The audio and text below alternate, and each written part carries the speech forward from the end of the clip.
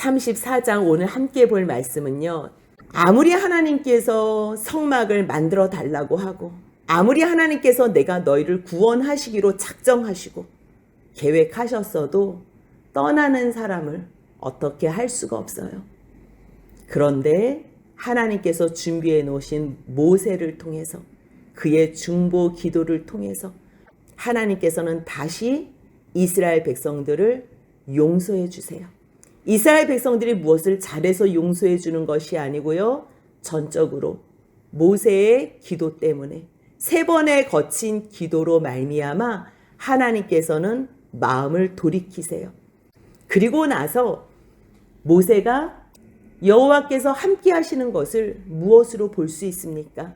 자기를 용서해 주고 자기를 받아주는 것은 알지만 이스라엘 백성들을 어떻게 용서해 주시고 어떻게 받아주실 것인지 다시 한번 확인해 달라고 여호와의 영광을 보여달라 그래요.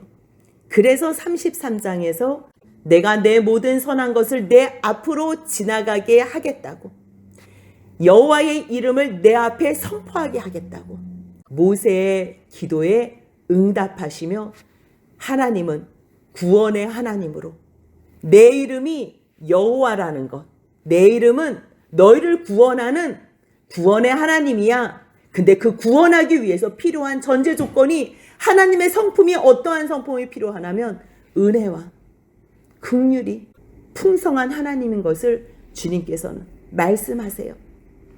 그리고서 이제 내가 너희들을 다 품고 너희와 함께 하겠다는 증거로 34장 1절 같이 한번 읽겠습니다. 여호와께서 모세에게 이르시되 너는 돌판 둘을 처음 것과 같이 다듬어 만들라. 내가 깨뜨린 처음 판에 있던 말을 내가 그 판에 쓰리니. 이게 무슨 말씀이에요? 다시 이스라엘 백성과 함께 하겠다는 거예요. 다시 내가 너희의 죄를 용서해 주시겠다는 거예요. 너희들이 회개만 하면 나는 무조건 용서해 줄 거야. 너희들이 근심만 한다면, 너희들이 잘못했다고 말만 한다면 내가 너를 다시 만나 줄 거야. 이스라엘 백성들이 여호와를 앙모한다고 그랬어요. 앙모가 뭐예요? 하나님을 사모하는 거예요. 마음으로 간절히 사모하는 거예요. 그랬을 때 하나님께서는 사랑하는 자가 하나님의 사랑을 입는 거죠. 다시 기다리셨던 하나님께서 그들을 다시 받아주시는 거예요. 받아주셨다는 거는 뭐예요? 이스라엘 백성들이 다시 하나님의 백성이 된 거예요. 그렇다면 하나님의 백성이 됐다면 하나님의 백성답게 살아야지요. 내어버려 뒀다면 그들이 아무렇게나 살아도 상관없어요. 모세가 돌판을 깨던 안 깨던 상관없어요. 그들이 가나안 땅을 가던 광야에 있던 하나님은 관계치 않으세요. 하지만 이들이 하나님을 앙모하고 회개하고 하나님을 예배하는 그 모습을 보면서 하나님은 이스라엘 백성들을 다시 용서하시고 받아주세요. 그 받아주셨다는 증거가 이제 너희 다시 내 백성 될 거야? 그러면 말 잘 듣기야? 내 자녀처럼 살아야지. 나의 백성처럼 살아야지. 이거를 부탁하는 거예요. 사랑하는 배우자가 있어요. 그래서 결혼을 했어요. 잘 살다가 한 배우자가 탈선을 했어요. 불륜을 저질렀어요. 저질렀으면 깨지는 거예요. 부부관계는 이건 깨지는 거예요. 근데 사랑하니까 돌아오라고 말을 했어요. 그러니까 한쪽에서 돌아왔어요. 돌아오면 어떻게 해야 돼요? 당신 이제 다시는 외도하면 안 돼요. 당신은 다시는 나 외에는 다른 사람한테 눈길 주면 안 돼요. 그게 최소한의 법칙이죠. 그게 둘 관계 속에서 최소한의 바랄 일이잖아요. 돌아왔는데도 당신 계속 만나고 싶은 대로 만나고 다녀요. 하고 싶은 대로 하세요. 이거는 사랑의 관계가 아니에요.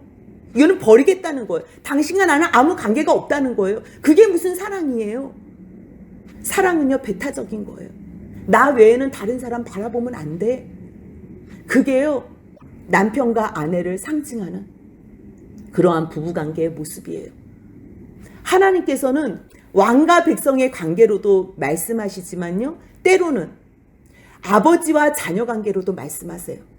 하지만 더욱더 긴밀하게 남편과 아내, 정말 어느 누구도 이 관계 속에서는 침범할 수 없는 배타적인, 어느 누구도 우리 관계를 침범할 수 없는 그러한 관계로 하나님께서는 말씀하세요.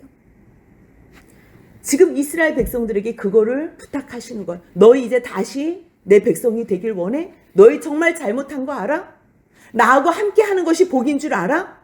그렇다면 다시 내가 너희에게 율법 줄게. 이거예요. 율법 줄게. 돌판 다시 그곳에 계명 써줄게. 이거는요, 다시 시작하자는 거예요. 회복했는데 아무 얘기도 없어. 뭐 잘하자 말자 얘기도 없어. 그러면 인간은요, 막가요. 죄성이 있기 때문에.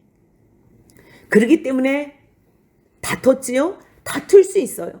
하지만 다시요, 화해를 해야 돼요. 화해할 때는요, 무엇을 잘못했는지, 잘못을 분명하게 얘기를 해야 돼요. 그래야지 다음부터는 잘못을 안 하는 거예요.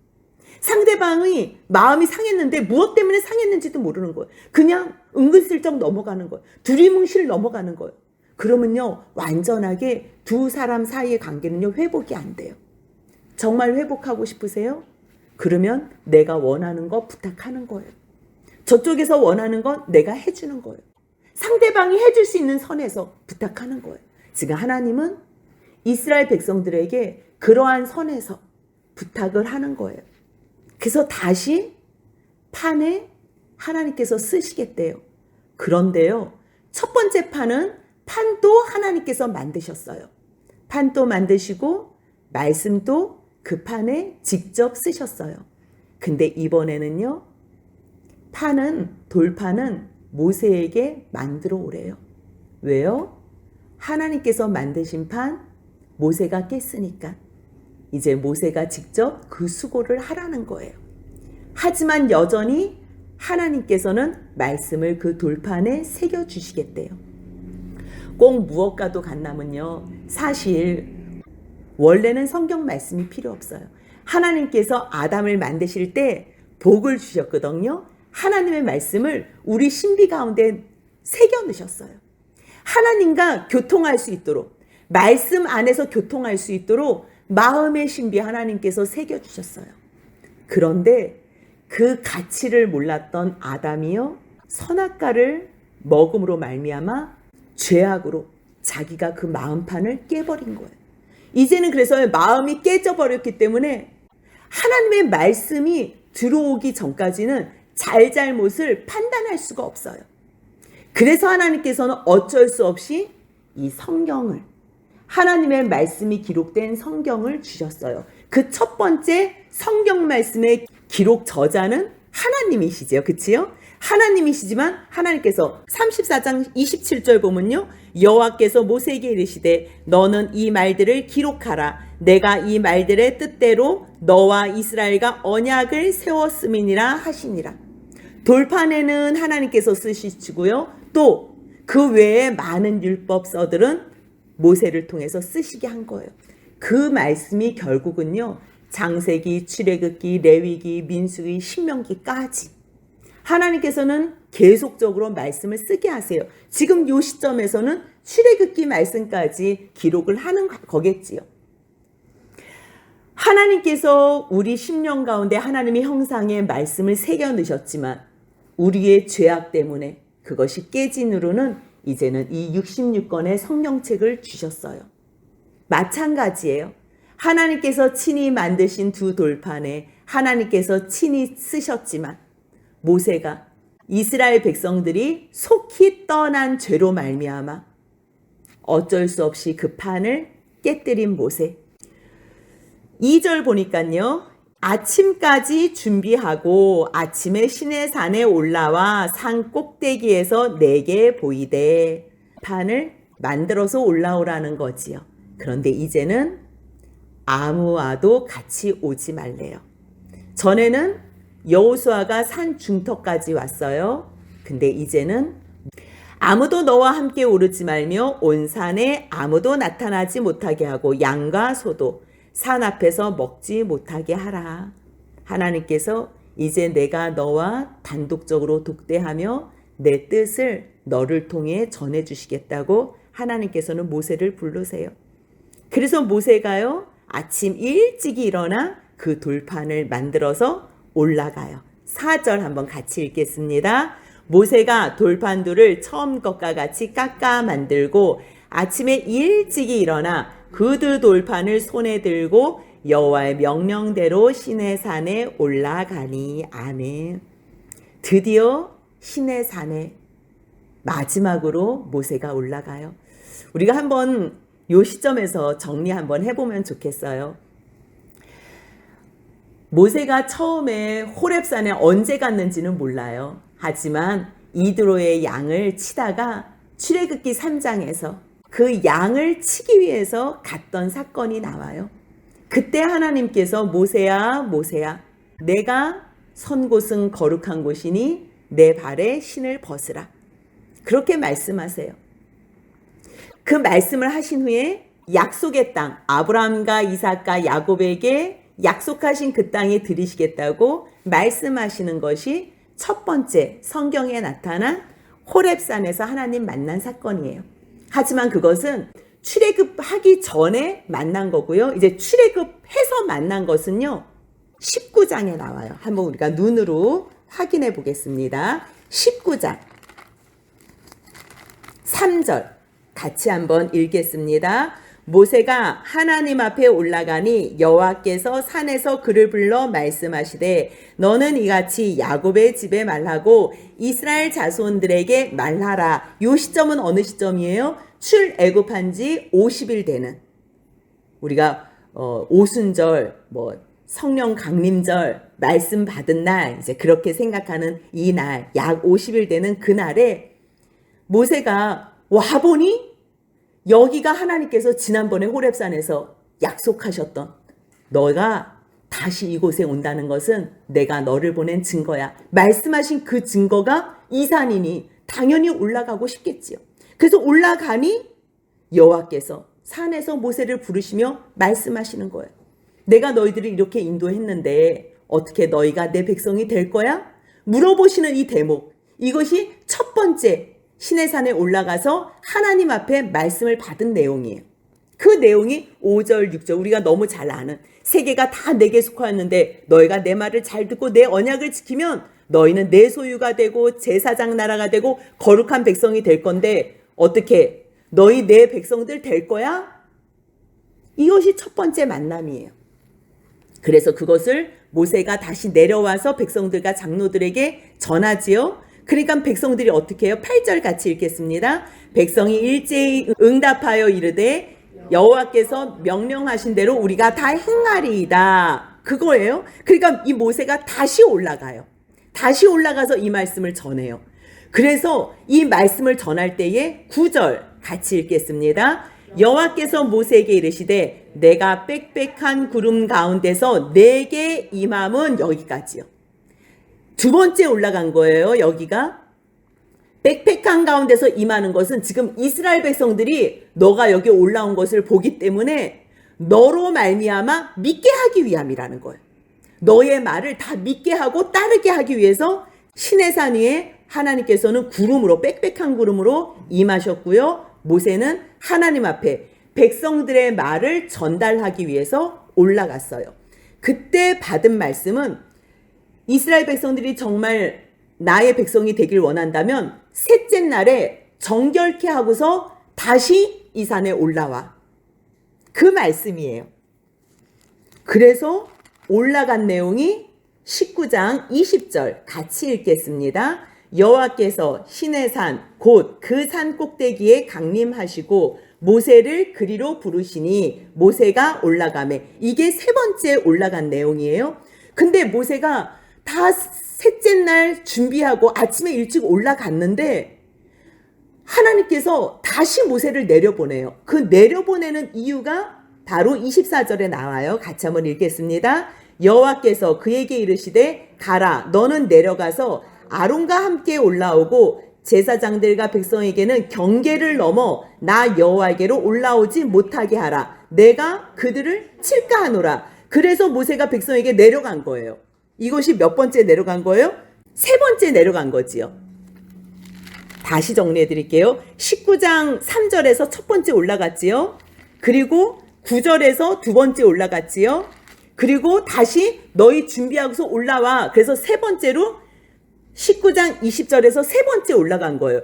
모세가 올라갔는데 백성들이 아무 생각 없이 이 경계선을 넘어올 것 같은 거예요.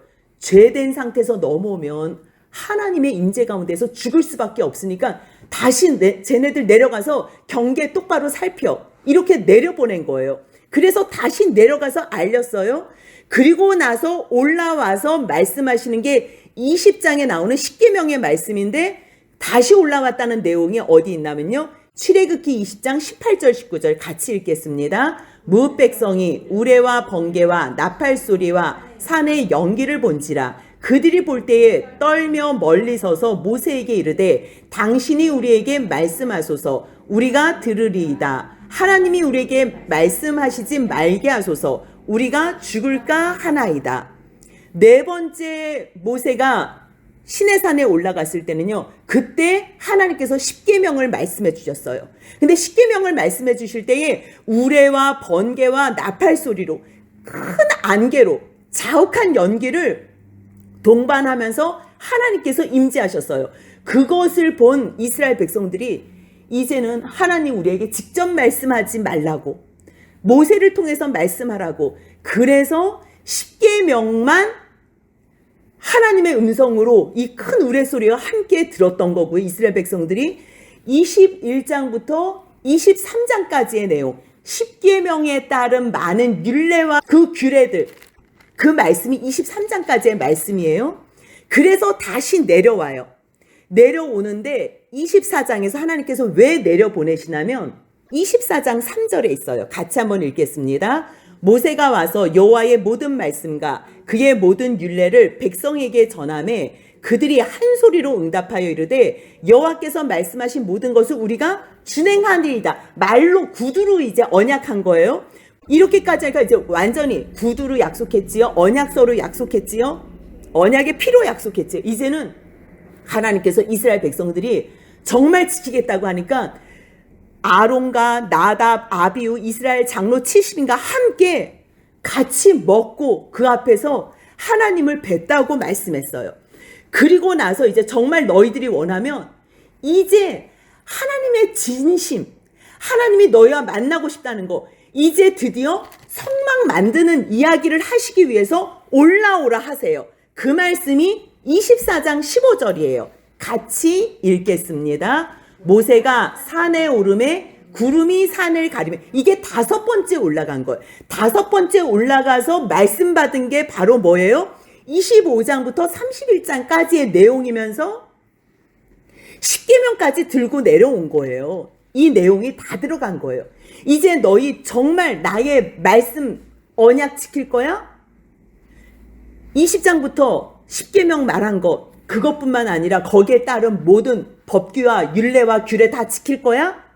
그러니까 이스라엘 백성들이 네 지키겠습니다. 사인하고 피 뿌리고 완전히 언약하니까 이제 하나님께서는 너무 기쁘신 거예요.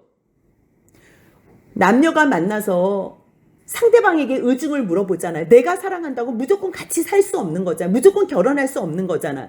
그래서 결혼하겠냐고 나 사랑하냐고 물어보잖아요. 근데 상대방이 정말 사랑하겠다 그러면 어떻게 해요? 그러면 이제 우리가 결혼하자. 이제 신혼방을 꾸미자. 우리 이러한 집 만들자 하면서 그것을 얘기하고 있는 과정인데 집 구하러 다니려고 하는데 그 상황 가운데서 배우자가 될 사람이 외도를 하는 거예요.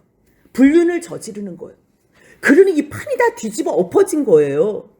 다섯 번째 하나님께서 31장까지 이 말씀 이 모든 성막 만드는 말씀을 하시고 이제 십계명 두 돌판까지 주셨는데 그것을 갖고 내려오는 모세 이게 다섯 번째 내려오는 모습이에요. 32장 15절 같이 한번 읽겠습니다. 모세가 돌이켜 산에서 내려오는데 두 증거판이 그의 손에 있고 그 판에 양면 이쪽 저쪽에 글자가 있으니 그 판을 들고 내려온 거예요. 그런데 지금 사건이 어떤 사태가 일어났어요? 이스라엘 백성들은 속히 떠나서 금송아지 만들고 거기서 뛰놀며 하나님을 배역하고 있으니 이것을 깨트릴 수밖에 없는 거지요. 그리고 나서 중보 기도하는 내용이 나오잖아요.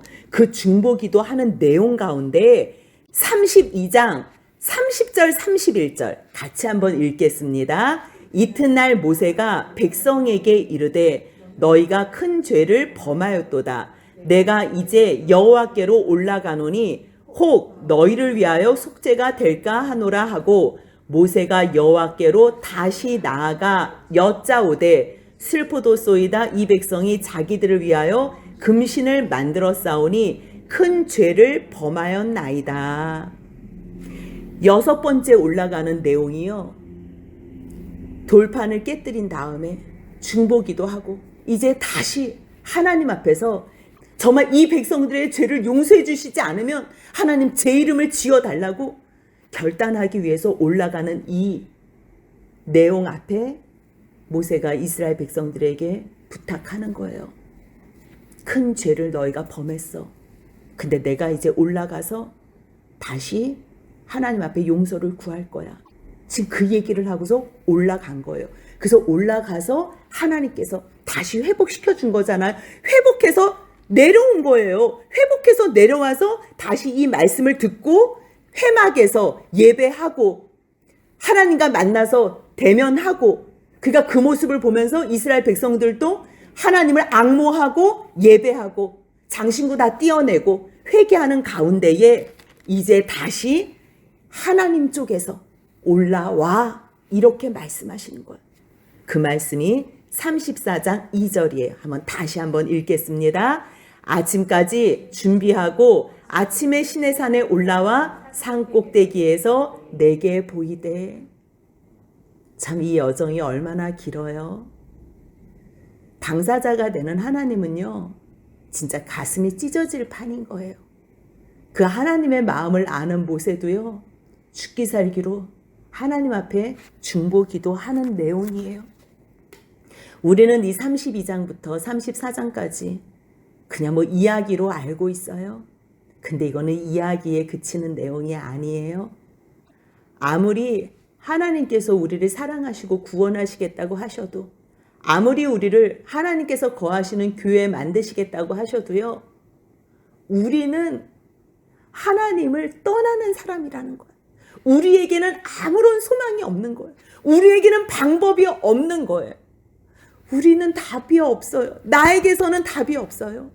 지금 32장은 그걸 말씀해줘요. 근데 33장은 중보자가 있다는 거예요. 중보자가 있다는 거예요. 그 중보자가 모세라는 거예요. 그런데 진정한 중보자가 33장에서 정말 영광 보여줘? 여호와의 영광 보고 싶어? 내 영광이 어떤 건지 보여줄까? 그래, 나는 여호와야. 내 이름, 여호와의 이름. 나는 은혜를 베풀고 긍휼을 베푸는 여호와야. 그 말씀을 하는 거예요. 그러면서 5절 같이 한번 읽겠습니다. 여호와께서 구름 가운데에 강림하사 그와 함께 거기 서서 여호와의 이름을 선포하실세. 이제 드디어 나타내는 거예요. 이제 드디어 내가 너희를 위해서 준비한 그리스도, 여호와, 구원의 하나님, 그 이야기를 여호와께서 그의 앞으로 지나시며 33장 18절에서 모세가 이르되 원하건대 주의 영광을 내게 보여주옵소서. 그러니까 하나님께서, 여호와께서, 그래, 내가 너에게 선한 것을 나타내 줄게. 산 위에서 단독적으로 모세와 만나면서 모세에게 보여주는 거예요. 여호와의 영광, 주의 영광이 무엇으로 나타나냐면 6절 같이 읽겠습니다. 여호와께서 그의 앞으로 지나시며 선포하시되 여호와라 여호와라 자비롭고 은혜롭고 노하기를 더디하고 인자와 진실이 많은 하나님이라. 그래, 나는 여호와야, 여호와. 강조요법을 히브리어에서는요 반복으로 사용해요. 여호와, 여호와. 여호와가 뭐예요? 구원의 하나님이에요. 주의 영광, 주의 영광 무엇으로 드러나냐면 너희들을 구원할 때 드러나. 이 구원은 너의 쪽에서 하는 것이 아니고 나의 쪽에서 하는 거야. 여호와가 자비롭고 은혜롭고, 자비가 뭐예요? 은혜를 베풀 수 없는 사람에게 끊임없이 베푸는 그 상황, 그것이 자비예요. 은혜는 뭐예요? 값으로 쳐지지 않는, 무엇을 잘해서 주는 것이 아니라 하나님께서 일방적으로 주시는 그 은혜. 근데 그 은혜를 받을 만한 사람한테 주는 것이 아니고요, 받을 수 없는 사람에게 주는 그 자비롭고 은혜롭고, 노하기를 더디하고, 죄를 지으면 반드시 거기에 대해서 심판하시는 하나님이신데 노하기를 더디하신다는 거. 왜요? 그분이 인자와 진실이 많은 하나님이시기 때문에요. 인자가 뭐예요? 자애로우신 거예요.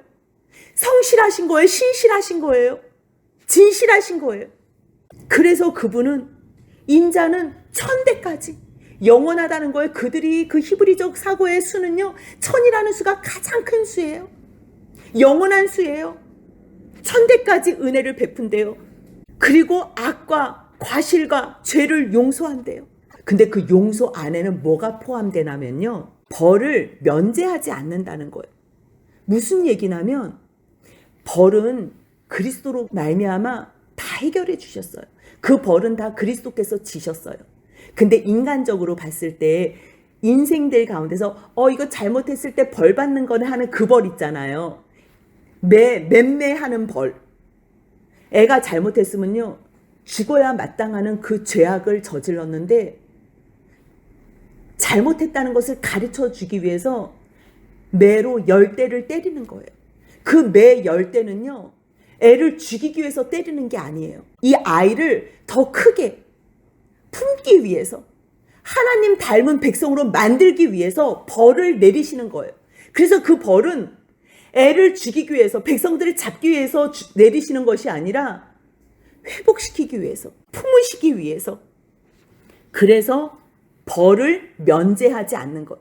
내 자녀가 아니라면 무슨 남의 자식을 때리겠어요? 그냥 그 아이는 영원히 지옥 갈 백성인데 뭘 때릴 필요가 있겠냐고요. 그런데 하나님의 백성으로 하나님을 향해서 소원하는 그 사람들에게 하나님께서는 다시 말씀하시는 거예요. 내가 인자를 천대까지는 베풀고 악과 과실과 죄는 용서하지만 내가 너희의 벌은 면제하지 않을 거야. 이거는 사랑의 징표예요. 만약에 벌을 면제해주면요, 또 잘못을, 또 똑같은 반복된 죄를 또 지어요. 근데 따끔하게 혼나야지 다시는 그 죄를 범하지 않아요. 그러면서 하나님께서는 뭐라고 말씀하시냐면, 꼭 하나님께서 무슨 큰 벌을 내리시는 것처럼, 무슨 가해를 하시는 것처럼 아버지의 악행을 자손 3, 4대까지 보응하리라. 이거는 무슨 의미냐면요, 하나님은 이러한 오해까지도 감수하세요. 감수하시면서 이렇게 쓰시는데, 이거는 3세대까지 아버지의 죄를 아들에게 대물림하지 않겠다는 거예요. 근데 이거는 무슨 말이냐면, 아버지가 매일 술 먹고 자녀들 막 구타하고 욕하고 그런 집안들 있잖아요. 매일 행패 부리고. 그런 집안에서 살아난 아이들은, 자식들은 아버지처럼 안 해야지 그러지만요, 보고 배운 게 그것밖에 없어서 이 죄성이 무의식으로 또 죄를 지을 수밖에 없다니까요. 그래서 왜 가게에 흐르는 저주, 이런 말 있잖아.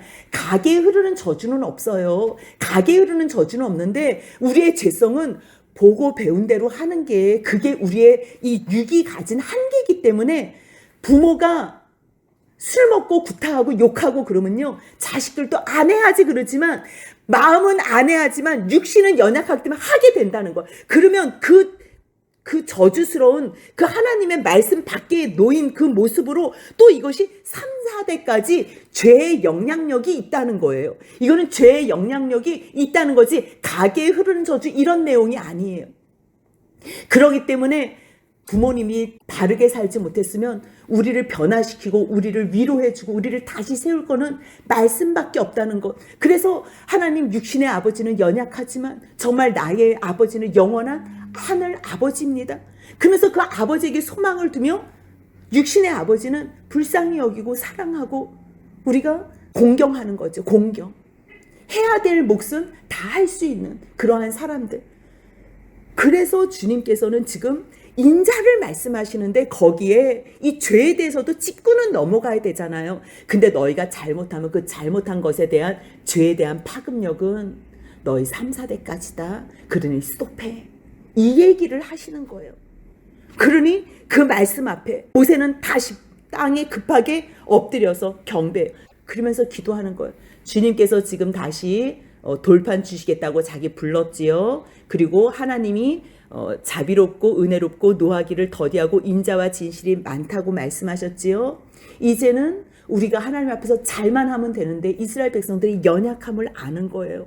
그러니 다시 엎드려서 하나님의 은총을 구하는 거지요. 그래서 9절입니다. 같이 읽습니다. 이르되 주여 내가 주께 은총을 입었거든 원하건대 주는 우리와 동행하옵소서. 이는 목이 뻣뻣한 백성이니이다. 우리의 악과 죄를 사하시고 우리를 주의 기업으로 삼으소서. 은총을 입었다는 건 뭐예요? 함께 하시겠다 그랬잖아요. 하나님이 함께 하시겠다 그러면서 돌판 또 주신 거잖아요. 그러니까 하나님께서 우리하고 동행하는 거는 너무 감사해요. 그런데 주님, 이스라엘 백성들은 목이 뻣뻣해요. 저 모습 가지고는 하나님 안 될 것 같아요. 근데 출애굽기 19장에서 주님이 그때 하나님께서 저를 불러서 말씀하실 때에 내가 그들을 나의 기업으로 삼겠다고 주님 말씀하셨지요. 그들이 내 말을 잘 듣고 언약을 지키면 내 소유가 된다고, 제사장 나라가 되고 거룩한 백성이 된다고 말씀하셨지요. 주님 그 언약 다시 주님께서 회복시켜 주시고 이루어 주옵소서. 그래서 기도하는 게 우리 백성들 목이 뻣뻣해요. 하지만 주님 그들의 악과 죄를 사하시고 다시 주의 기업으로 백성으로 제사장으로 나라로 삼아 주옵소서. 그 기도를 하는 거예요. 그래서 그 기도를요 하나님께서 다 받으세요.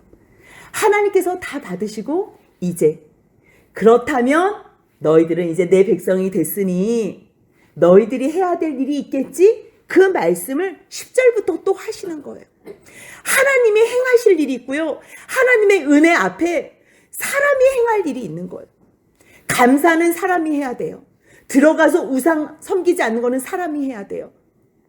하나님 앞에 예배 드린 것도 사람이 해야 돼요. 예배도 하나님이 드려요? 감사도 하나님이에요? 그거는 아니에요. 하나님께서는 구원하시고 인도하시고 우리를 살려주시고 용서하시고 사랑해 주시면 우리는 하나님의 그 은혜와 자비로움과 그 인자함 앞에 감사하고 예배하고 또 기억하고 또 하나님 앞에 나아가면 결국은 이 많은 하나님께서 절기 지켜라 뭐해라 뭐해라 하는 것이 결국은 내가 너희들을 위해서 그리스도를 준비했어. 내가 진정한 교회 삼으려고 그리스도를 준비했어. 진정한 중보자.